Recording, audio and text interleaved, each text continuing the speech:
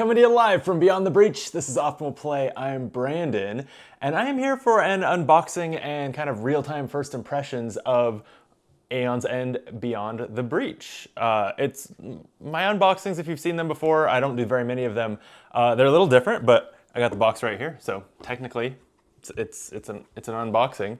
I actually have the initial setup, the first Nemesis and starting market set up on the table.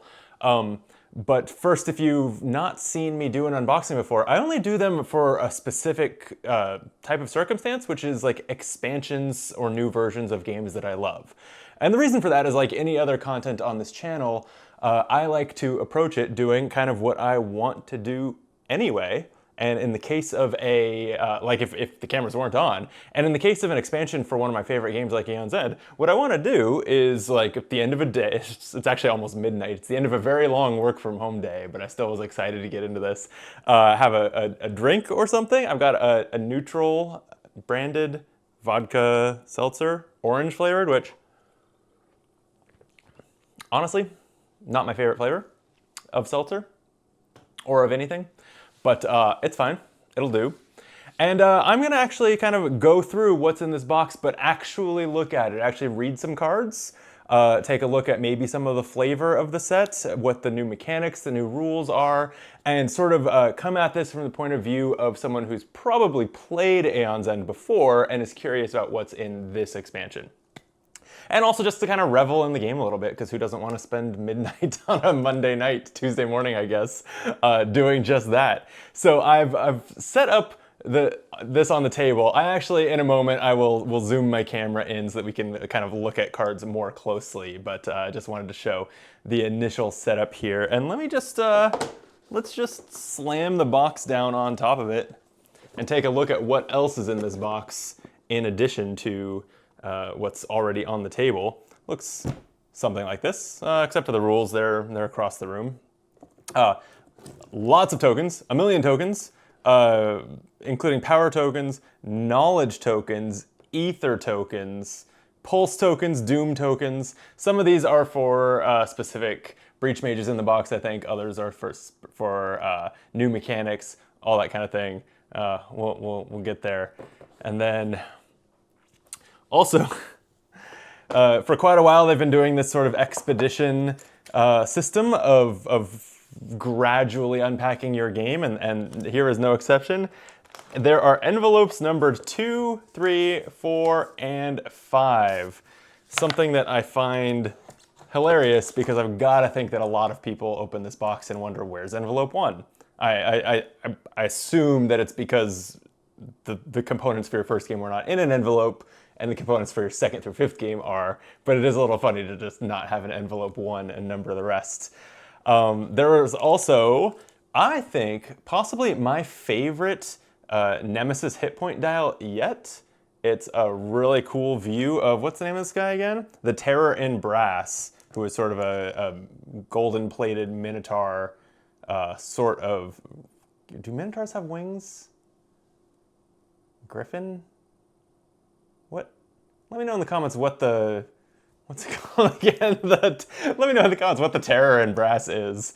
And then after this amazing looking dial, there's this, I think, pretty shitty looking Gravehold health dial. It's just sort of a blur of dark colors and a little bit of orange light coming from what I guess are some windows and doorways. I guess the Gravehold tile is never much to like write home about, but this one isn't either.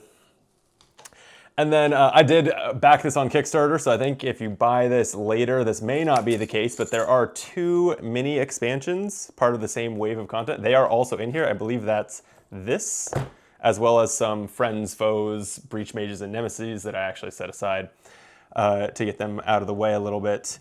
And we've got more cards that you don't open until you go through your first expedition. We've got dividers, breaches. I got some promo cards. Maybe I'll look at those as a YouTube short or something. I actually haven't opened those yet, obviously.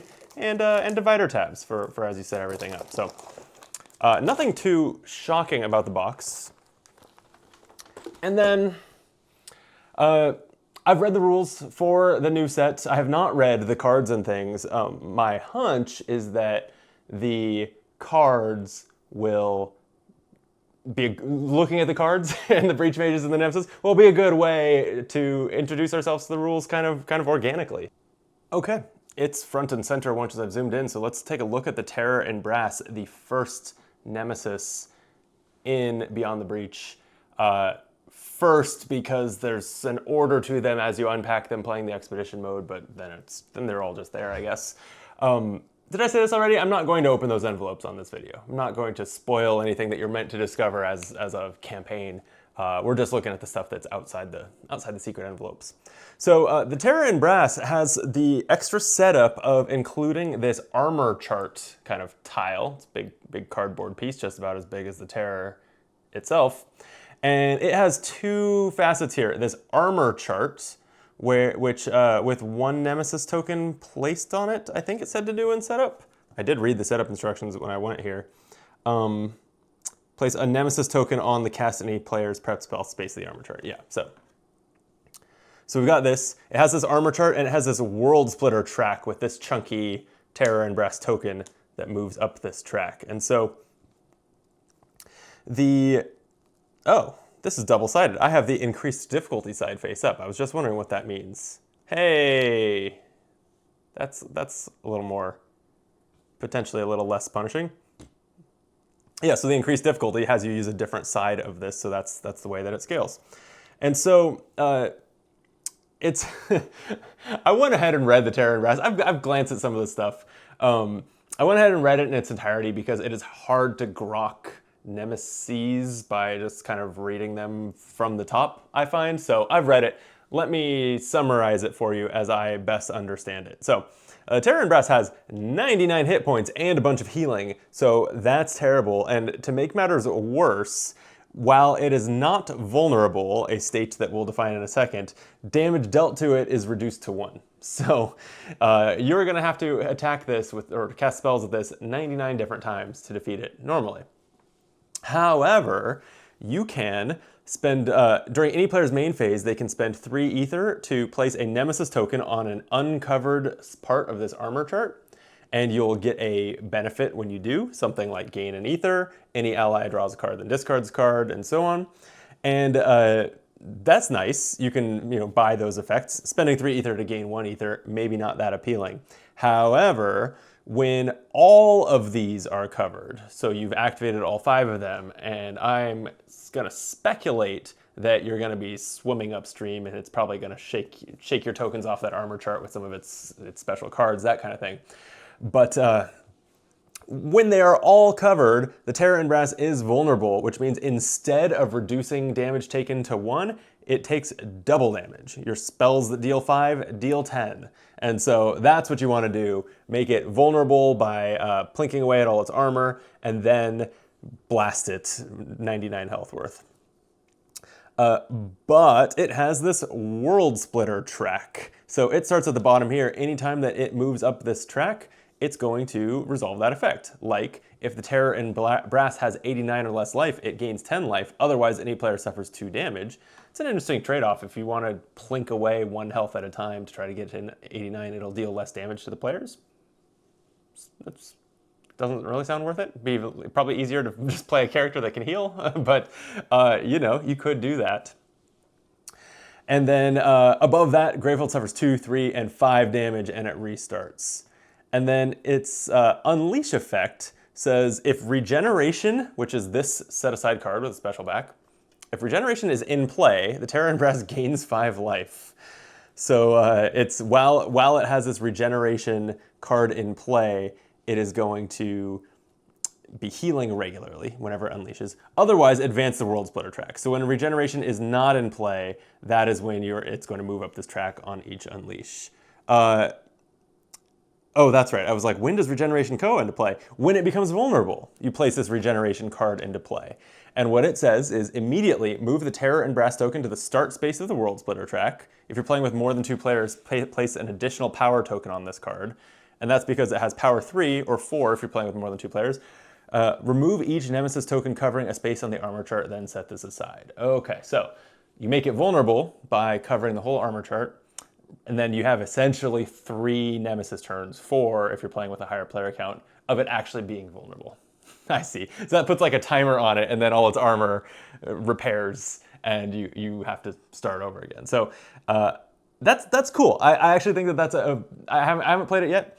It's potentially a pretty cool little puzzle to have the ether ready to wear away all its armor, and then have the spells prepped to blast it kind of in a burst and then repeat.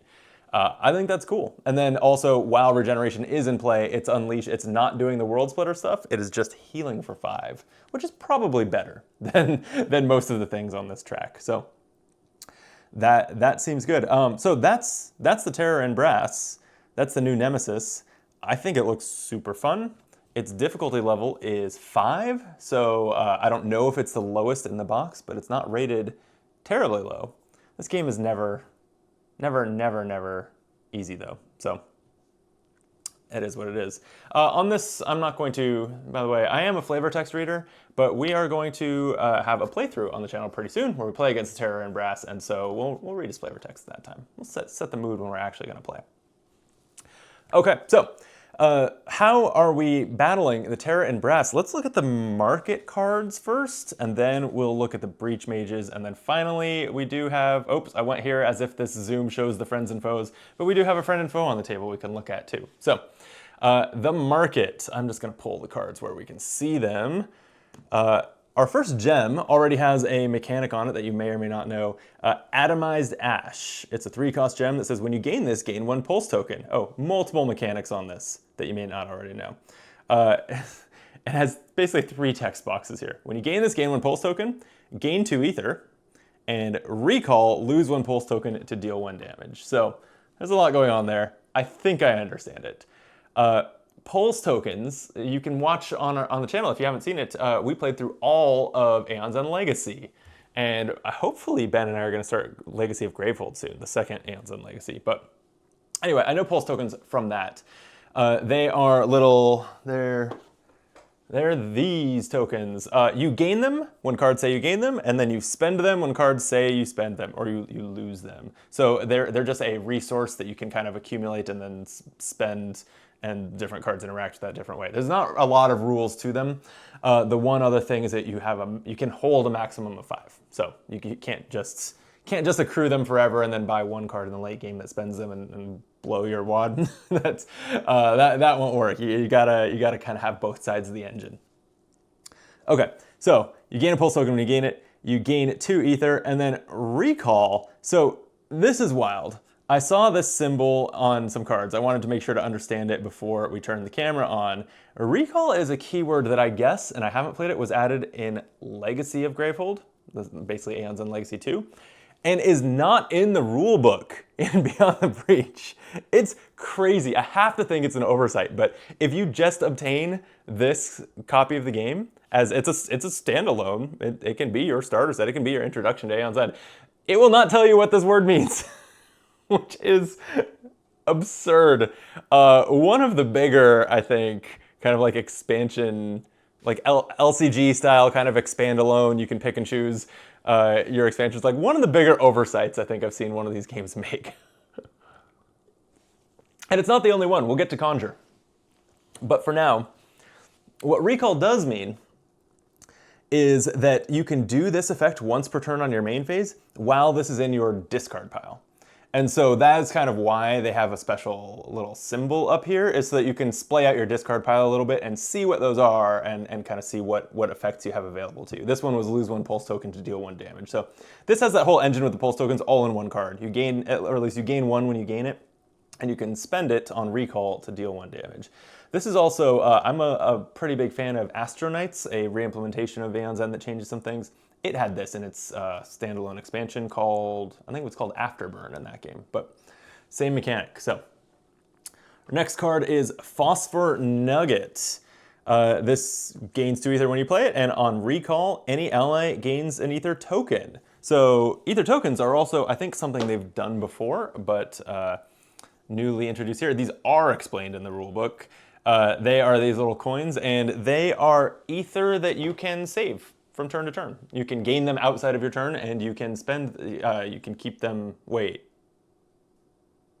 I'm gonna double check that they don't go away at the end of your own turn. I know you can gain them during other people's turns. I got the rules right here. This is fine, you know? It's always one take on optimal play. the editing we do here is minimal, and it shows, doesn't it? Okay, ether tokens. Where do we cover you? Pulse tokens, trinkets. We'll get to those. Ether tokens. Certain player cards allow you to gain ether tokens. If you have ether tokens, you can use them during your turn as ether. Each token is worth 1 ether. When you use a token, discard it. You can have any number of ether tokens. Oh yeah, during the draw phase, any unused ether tokens will be discarded. So an effect like this that says any ally gains an ether token, that's giving them +1 to spend on their turn, but it has to be their next turn. You cannot keep them around forever. Okay, so like you play this, it's a 4 for 2 that then has the upside of probably at least one time you can trigger its recall.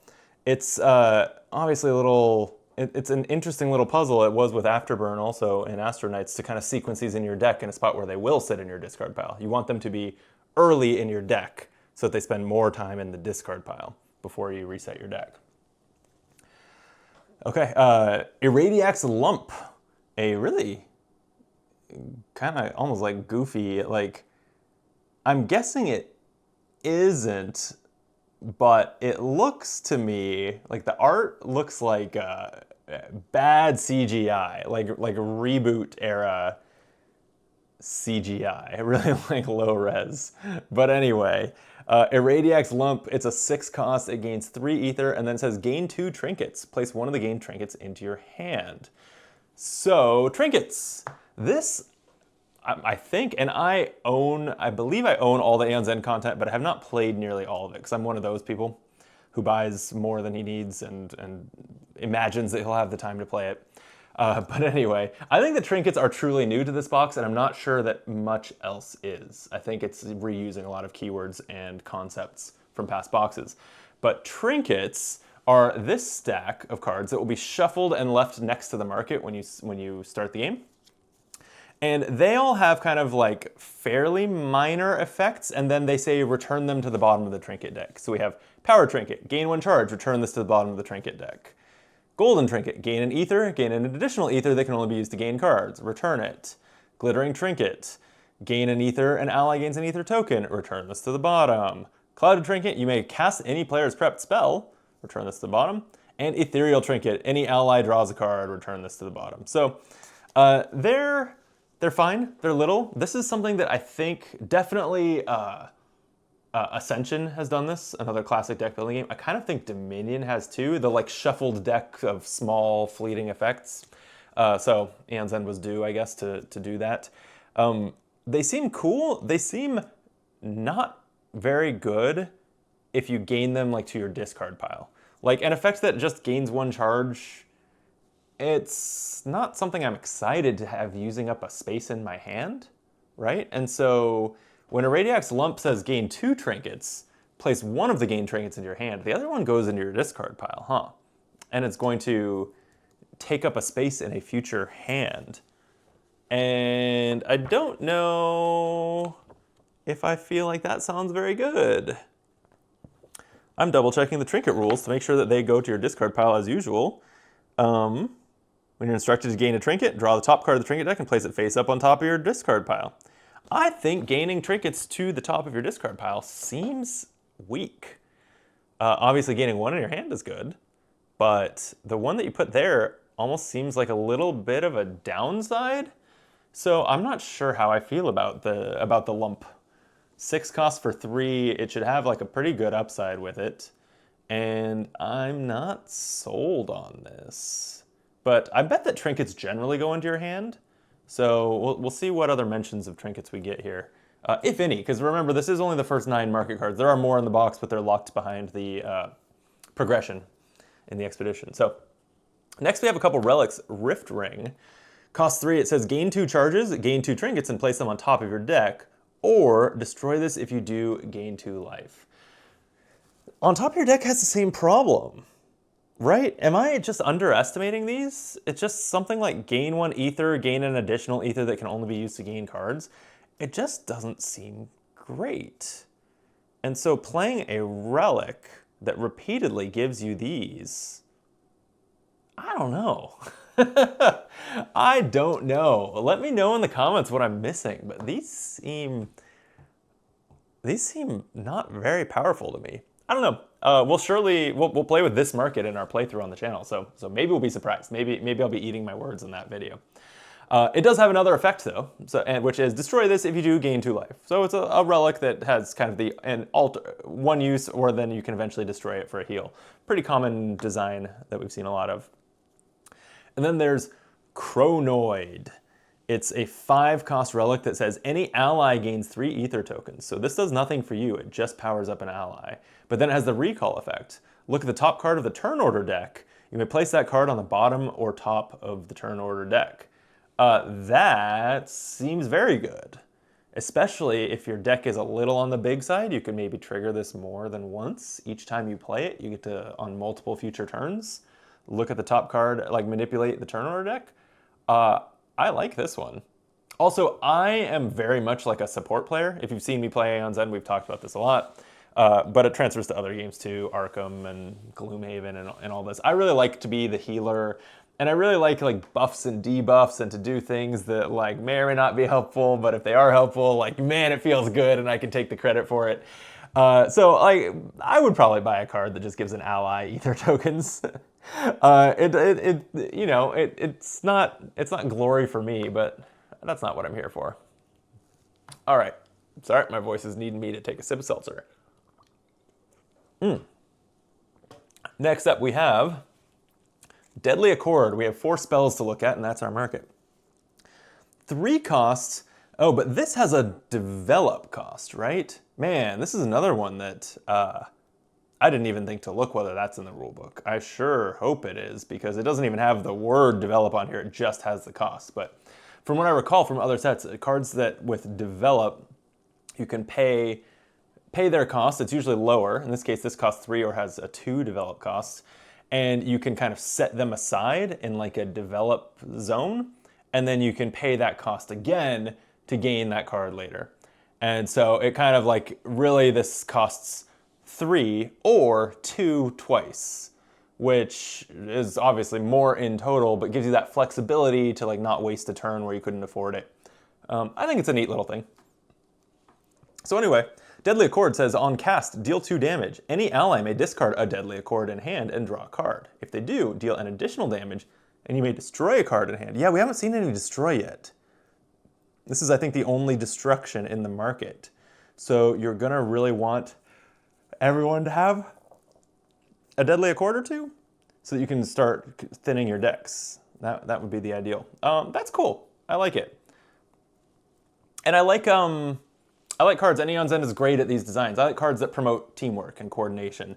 Not that you just want to buy all 5 copies yourself. Like that's not as interesting as sort of you're not only trying to have allies also have copies, but you ideally want them like sequenced in your deck to where you likely both have them in hand, which is sort of where when you get good at Aeon Zen, you're doing that kind of stuff. I think. No, I won't claim I'm good at Aeon Zen, but I've started to really think about the way my cards are grouped in my deck and whether they're at the first half or the second half of my deck. And I think that subtly rewards you for working with your allies to all have it in a similar place in your deck. Cool design. We have the Mega Flux Slice. On cast, deal 2 damage, gain 1 pulse token, or you may lose 3 pulse tokens if you do deal 7 damage. And that is an or, so it's at the opportunity cost of the free 2. But lose 3 pulse tokens to deal plus 5 damage. Seems good. This is cool. This is pretty good to grab in the early game, and then it has some late game ability to take out some of the bigger minions and things. I like it.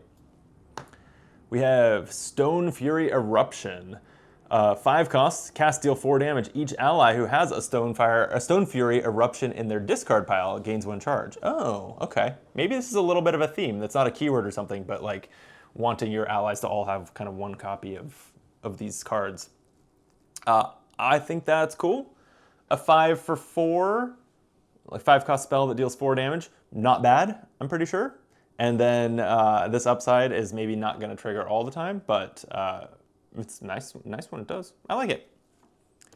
And then our 8 cost, we jumped from 5 to 8 in the initial market in this box. Descent of Destruction. While prepped, once during your main phase, you may conjure to an open or closed breach. I'll get to that. Cast, deal 4 damage. Spells you cast this turn that cost 2 ether or less deal 2 additional damage. So, okay. Okay, so conjure. You may conjure to an open or closed breach. This is another keyword that I only know because I looked up recall because I saw that symbol. I hadn't read this card. But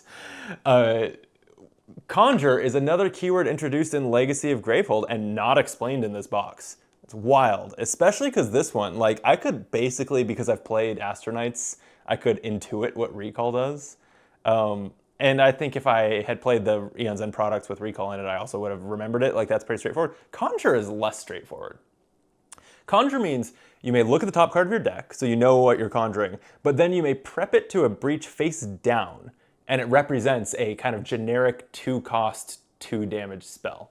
So it doesn't matter whether the card really is a spell, you're prepping it face down, and it is effectively a spell. Which then, when this goes on to say deal 4 damage, spells you cast this turn that cost 2 or less deal 2 additional damage, that also means that your conjured spells, if you have conjured spells and breaches at the turn that you cast this, they're going to be amped as well. It seems cool, just let me reiterate how crazy it is to not explain that in this game. I don't know what happened there. But okay, so that's a set of spells.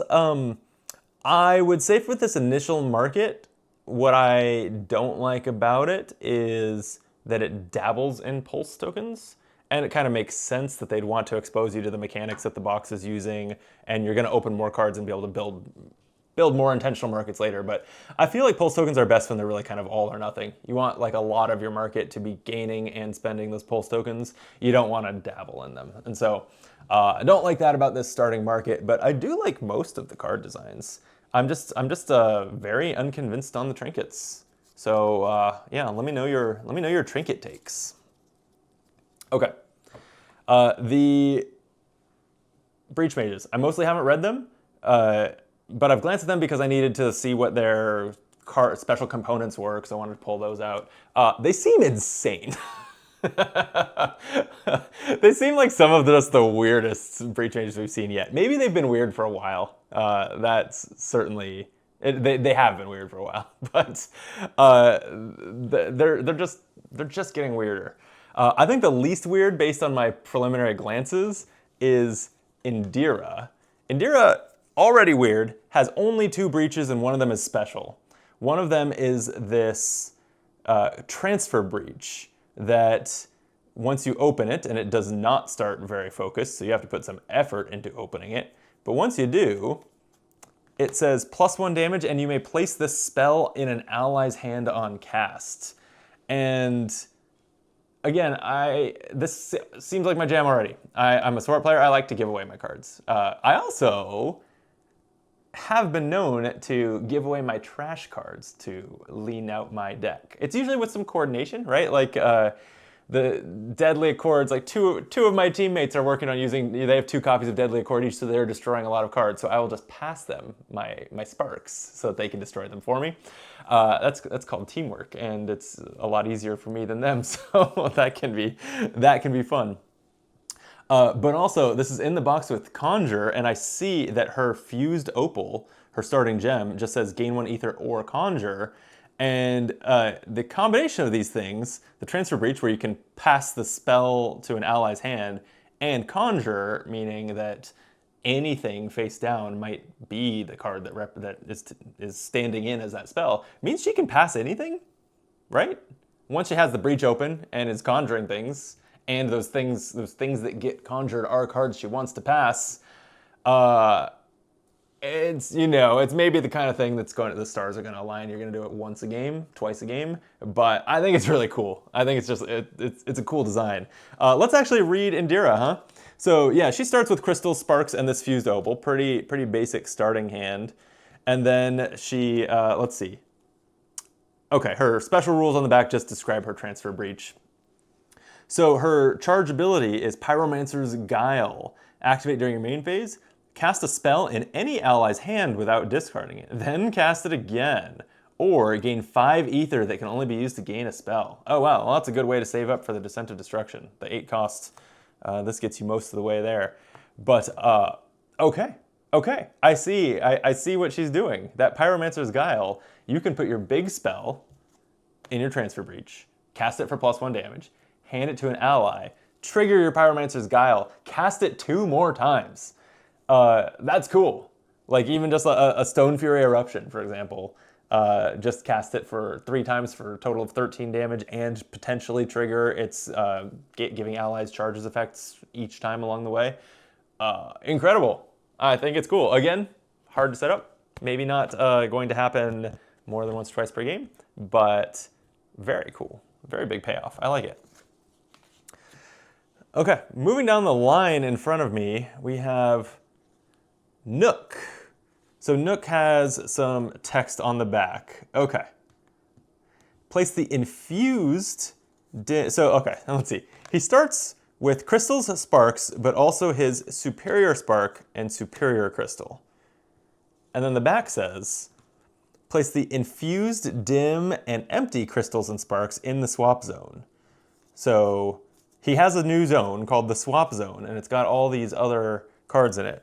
To swap a card, place it in the swap zone. Then place the card you are swapping into on top of your discard pile.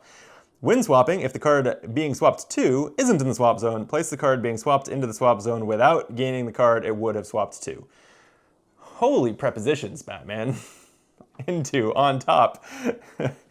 All right. We'll pretend that made sense. Basically, it's a sideboard. It's cards that you can swap for when instructed. And so, I'm sure as we look at these, it'll make sense. Superior Crystal says, gain 3 ether and swap this for infused crystal, or gain 1 ether. And then infused crystal says gain 2 ether and swap this for dim crystal, or gain 1 ether. Dim crystal says gain 1 ether, swap this for empty crystal. And empty crystal, when this is destroyed, return it to the swap zone, gain 0. Honestly, I think it's pretty cool.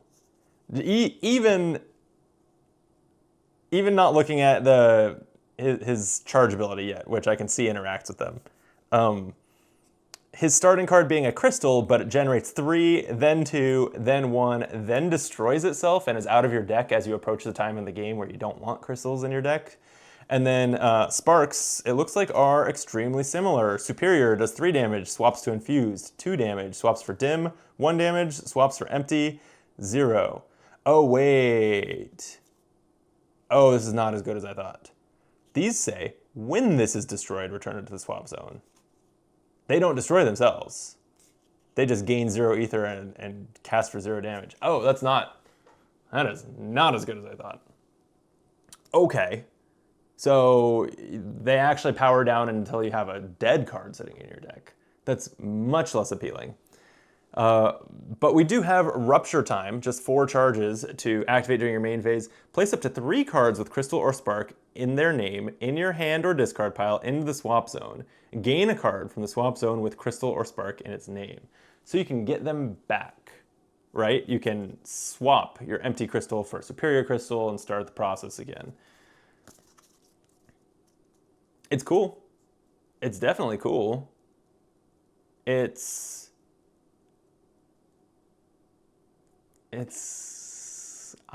kind of underwhelmed by it, honestly.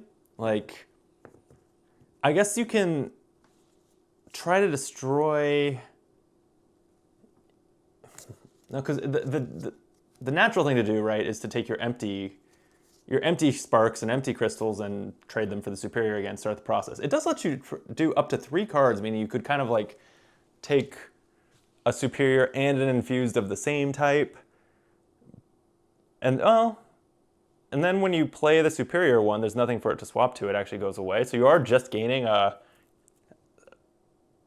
Okay, yeah, I guess if you game this weird to where it's unavailable to swap, so you just get rid of the card, suddenly you're trading like a spark for a superior spark, a 3 damage spell that functionally destroys itself, as long as the infused spark is not available. I guess that's cool. It's weird. It's hard to think about. I'm just gonna have to play him. It seems like I enjoy a little mini game in my characters. But it seems like a lot of squeeze, and I don't know if the juice is there. Just to get some 3 damage and 3 ether cards that then reduce down to being something unplayable. So far, Indira is winning in my book. But we have Stake, the Professor. The starting hand for him is, or starting hand in deck, a bunch of crystals, but also 2 of these Sage Stones and 2 of these Piercing Lights. And also he has these upgraded cards. So that's something. Let's look at his setup instructions. Oh, and let's not understate, he has a special breach, and it's his only breach. 1 breach, period, ever. Okay, so he's complexity rating 8. Stake's 4 breaches the prototype breach. When a spell is cast from the open prototype breach, Stake gains 1 knowledge. Stake's prototype breach cannot be destroyed. Well, that's a relief. Set aside all of Stake's breach upgrade cards. Okay, so knowledge was these tokens that I had no knowledge of what they were for. They're for Stake, apparently. Okay, so you set him up. His breach starts closed, but mostly focused. It just takes 4 to open it. And then, open prototype breach. Stake gains 1 knowledge on cast. So knowledge sounds like pulse. It's just a token that doesn't do anything and you can spend it. Okay. Well, then we can look back at Sage Stone. He has 2 copies of the starting gem. Gain an ether. You may lose 1 knowledge if you do gain 1 charge. Okay, so every time you cast a spell out of your prototype breach, you gain a knowledge. You could then convert that to a charge. Or, Piercing Light, cast deal 1 damage. If Stake has upgraded his prototype breach at least once this game, you may destroy this. Okay, so that must deal with these upgrades. We haven't seen how these work yet. They are set aside, right? So let's look at Tinker, his charged ability. Activate during your main phase. Return a spell in your discard pile to hand. To hand. Isn't it usually to your hand? Anyway. Until end of turn, you may prep any number of spells to your breach. Okay. Recur a spell, prep any number to your 1 breach. Or choose a set-aside breach upgrade. Spend knowledge equal to its cost. Then add that card and its effect to the prototype breach. Okay, so these do have costs, which I guess could also... No, I was like, can these ether costs matter in another way? I don't think so.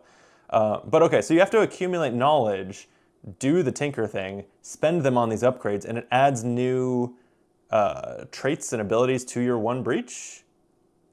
I think so. Like Upgraded Focus says, when a spell is cast from Stake's prototype breach, that spell deals 2 additional damage.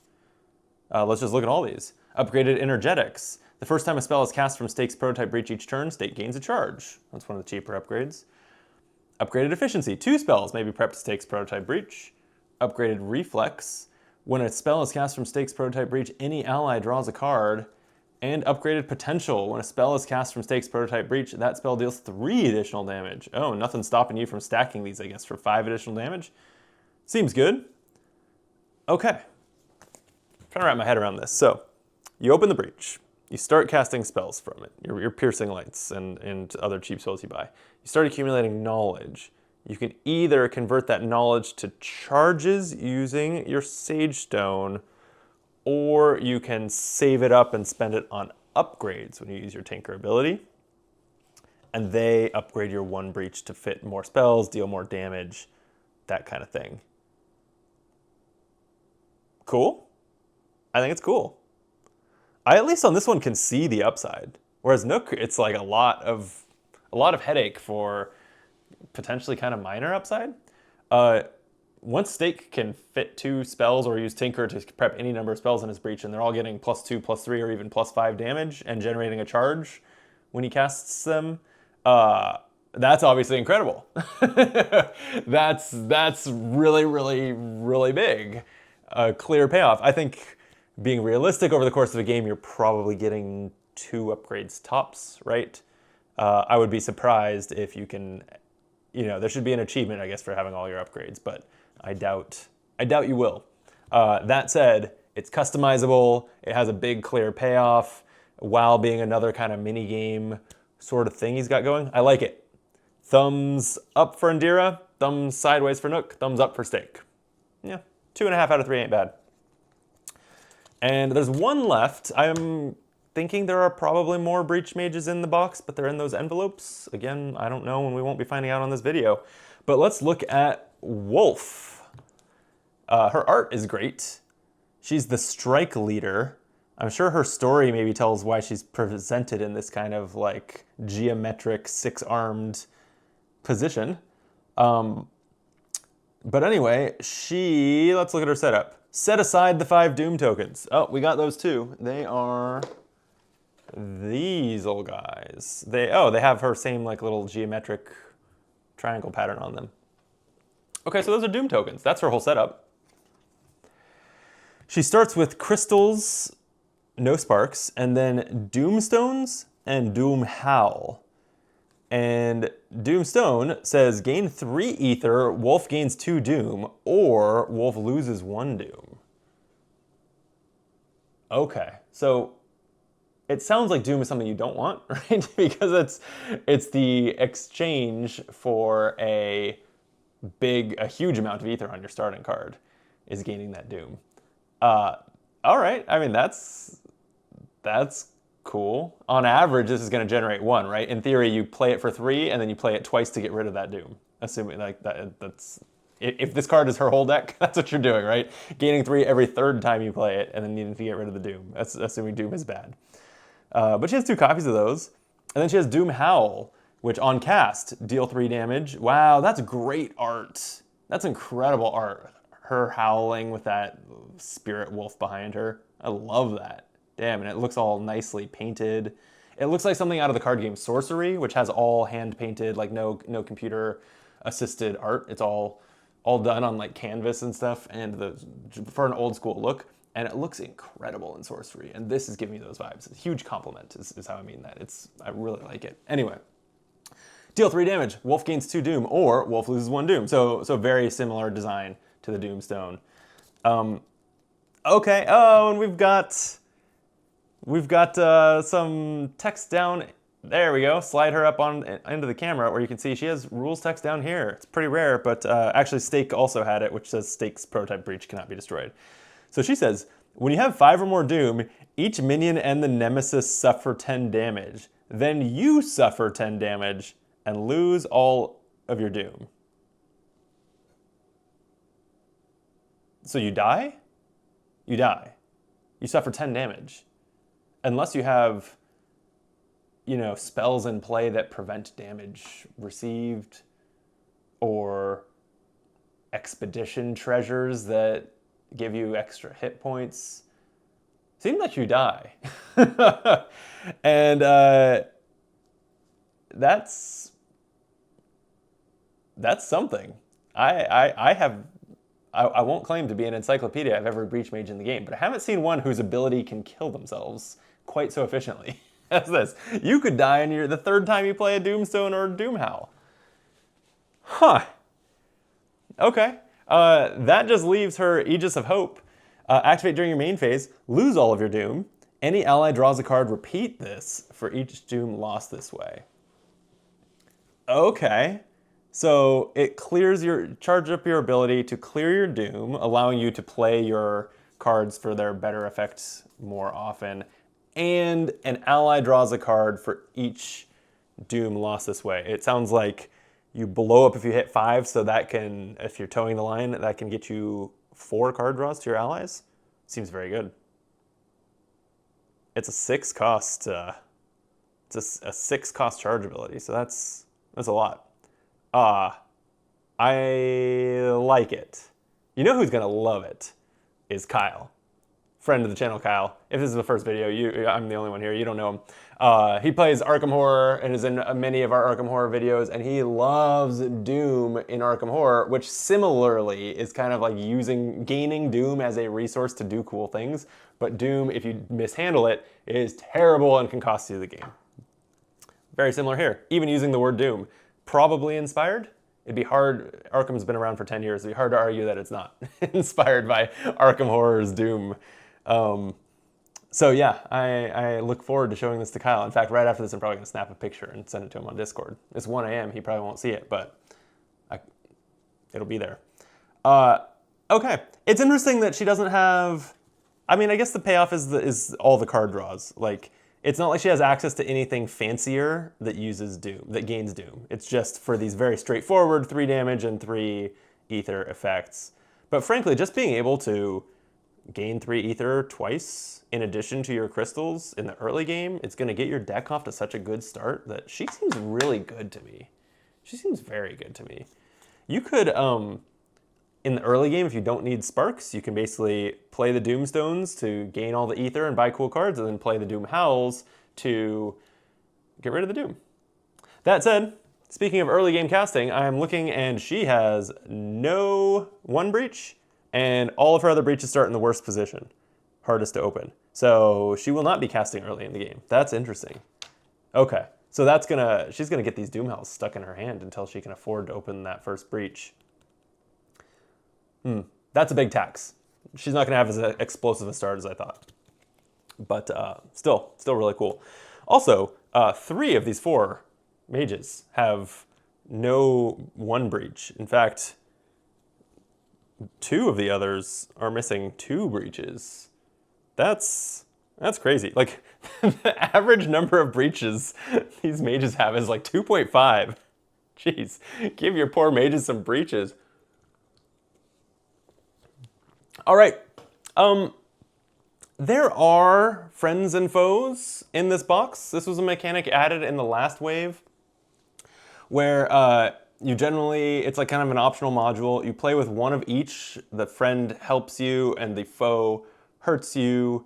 They each have a deck of cards that they draw from periodically and that tend to charge up their abilities, one of which is positive, one of which is negative. And you also, if you're playing with friends, and I guess you could play with just friends, but usually you play with friends and foes, I think. You start with a banner in your deck, which is a card that also generates charges on the friend's ability. I haven't played with these much. I'm not finding that I am personally hurting for like another layer of complexity in Aeon's End. I think that it's pretty like kind of elegant. It's hard to call a game with like 40 expansions and 70 characters and stuff elegant, but it is. It's something elegant about its design still, even now, even if they don't explain the keywords in the instructions. And I don't think these are elegant, so I haven't played with them much. I would like to play more. I would love to hear your experiences with them in the comments. And probably when we do our playthrough to show off this first game of this box, we'll probably use them. Especially because I think that'll just be 2 players, and so I'm also maybe more into those at lower end player counts. But yeah, I don't know. So we'll show those off in our video. But I'm mixed on them. I think that it's like, I guess, cool to be able to kind of customize your scenarios almost. Playing a certain nemesis, but then playing with that foe, which maybe synergizes with that nemesis in an interesting way, creating a new challenge. I love that, especially for a game getting this long in the tooth to kind of give that sort of replay value. But just the amount of extra things to track might be over the threshold for me. But anyway, that's it. Aeon's End Beyond the Breach. That is my unboxing and first look at the game. I think it looks great. Aeon's End continues to be great. I'm very excited to play it.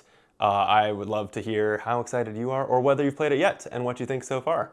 And then make sure you subscribe to the channel and check out our playthrough, which should be up next week, a few days following this video. We play a little fast and loose at Optimal Play, but if you're unfamiliar with the channel, we are primarily a playthrough channel, and also generally there are more, I have friends here. I'm not usually here monologuing into a camera, although I do enjoy it, so thank you for listening to it. But yeah, we play through all sorts of games. We love co-ops and thematic games, but really everything hits our table, and so we hope that you'll subscribe and check out other videos on the channel. And I'll see you on the Aeon's End playthrough and on whatever's after that. Until then, be optimal.